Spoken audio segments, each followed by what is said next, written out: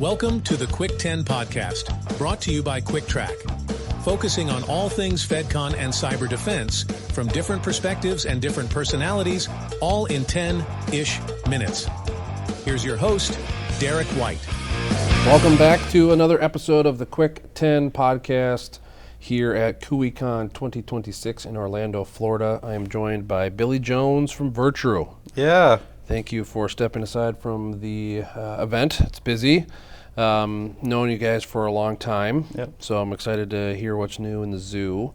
Yeah. I do think that your name, Billy Jones, is awesome since we're right next to Universal Studios, and I feel like you should be in the skit right now. It'd be awesome. Yes. So maybe we'll do that after we're done. Yes, absolutely. My parents thankfully gave me a very simple name that's very easy, kind of rolls off the tongue, and it plays well. I also should switch blazers with you because you're wearing a purple blazer, and that would look great with my get up today. So Deal. Awesome. Well, Virtru, I'll let you talk about what you guys do and your role there, and then I'll pop some questions in. I don't think I've had anybody from Virtru on since we started doing this a couple years ago, so happy to go from there. Yeah, definitely. So at Virtru, we are really in the data-centric security space. So what we like to do is bring the security directly to the data itself, wrapping it in what we call the trusted data format, which is something that our co-founders developed.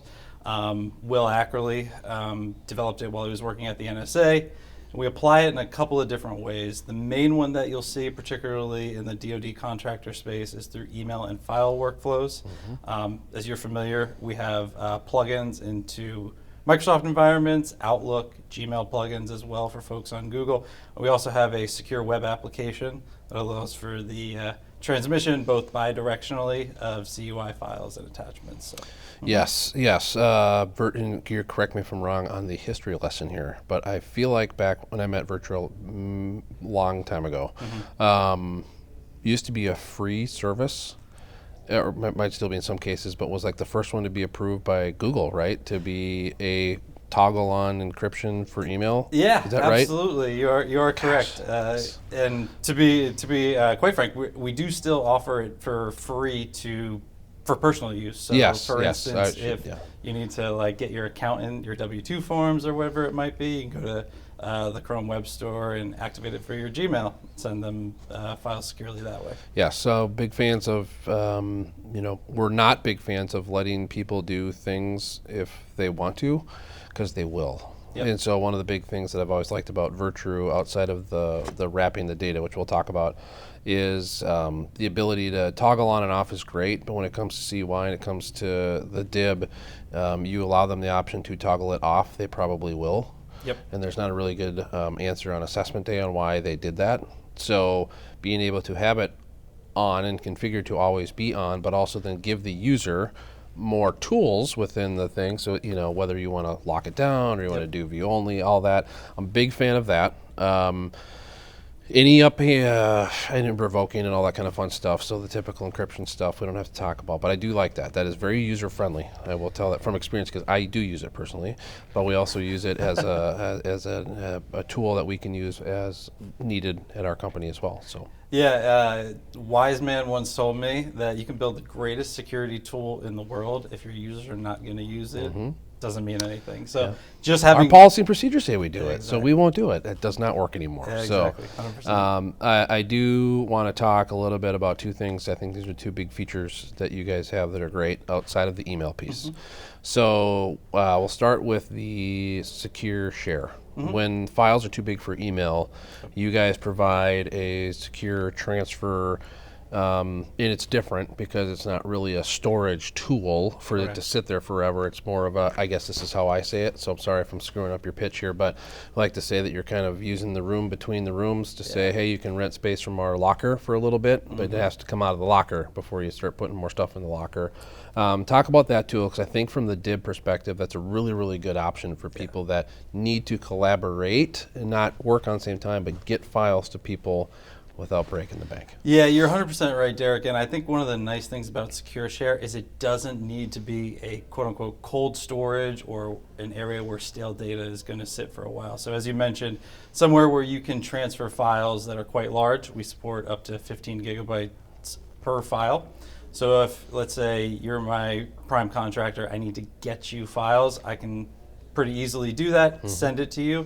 But the other thing that's really nice about Secure Share is if, say, we're working on a 6-month contract or something, and I would like that data to either expire so that you cannot decrypt it in 6 months, or I just totally want to purge it from the system, we give you the ability to do that. So 3, 4, 5 years down the road, there's not stale data sitting anywhere, and access to CUI is just out there. So something that we focus on as well. And the other thing is it's bi-directional. So I can share a file with you. Yep. You can also share it with me without me initiating it. So we'll provide you a secure link that you can go into, authenticate, and send a file directly to me whenever you need to. Yeah, and you can do the requests like, hey, I need this from you, Billy Jones. Send me my stuff back, and then you get instructed, which is great.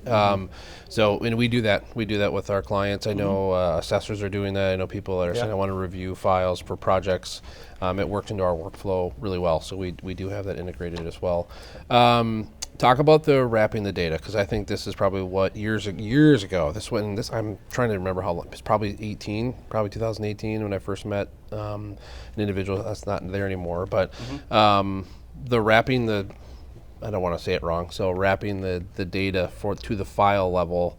Walk through that and how that's different than maybe how it's applied by other secure transfer portal or email encryption tools. Yeah, it's a really good point. So when we think about how we wrap the data, the trusted data format is really a wrapper that sits around each unique policy, or each unique set of data separate from the other. So when you send an email with Virtru, you're encrypting not only the body of the email, you're also encrypting the file, and those carry 2 different access control policies. So for instance, if I want you to have access to the email, say for 6 months or whatever, I can do that, but the attachment carries totally different granular controls and policies. So if I would like that to maybe expire in 2 months, you're able to do that.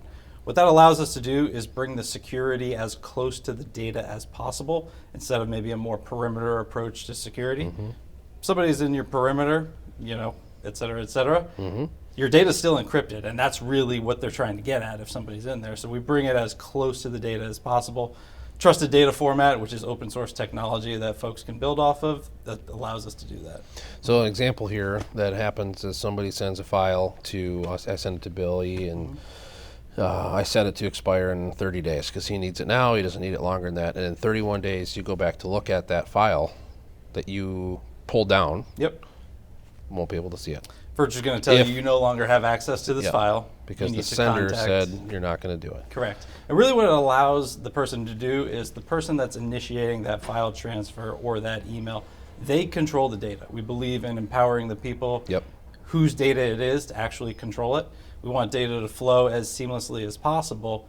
But if you're sending something sensitive and you own that data, you're in charge of protecting it. We'd like to keep that persistent throughout the entire life cycle of it and allow you to update access control policies, whether or not they can download it, things like that, whenever you need to, so that you do maintain full control over it. And this is a perfect example of a tool that was built to do things, and then it evolved into doing other things, but still with the same principles applied, which, big fan, same with us. Different aspect, but same principles.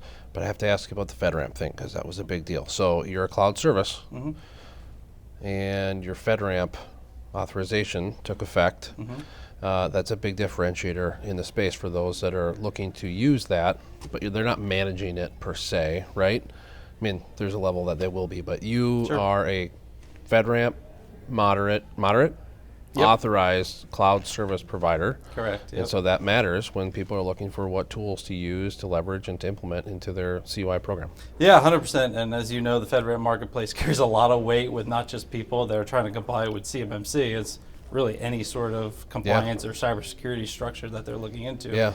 And it's funny you mentioned that, because we do have folks that come to us that we talk to all the time that say, the only reason I'm talking to you is because I saw you in the FedRAMP marketplace first. Didn't know anything about you, had no preconceived notions of Virtru, but I found you in the FedRAMP marketplace. Let's reach out and have a conversation. It's a big deal, and going through it, a lot of time, a lot of resources. A lot of people at Virtru had their hands in it. And it is a huge differentiator for us. No, that's great. Big fan. Well, thank you for spending some time here. These go quick. That's kind of marketing part of They're a lot of Quick fun, 10 though, podcast so, to pull people aside, especially when we do them on site like this. It's really fun to meet new people, even though I know your team. Yep. So where do people go that are watching or listening to learn more about Virtru, connect with you? Where do you want to send them? Yeah, so just head over to virtru.com. There'll be a way to reach out to our team, book either a demo or just a conversation, learn more about what we do. Virtru.com is the best place to find us. Awesome. Well, thank you, Billy. Have you guys on again, whether it's you or someone else, but hopefully you, because you dress well and wear purple, which is great. I try. We'll see where things are at, and looking forward to hearing more stories. Awesome. Thank you, Derek. Thanks, Appreciate Billy. it. Thank you for listening to this episode, and make sure to subscribe to the Cuick 10 podcast wherever you get your podcasts. For more information about Cuick Trac, visit our website at www.cuicktrac.com.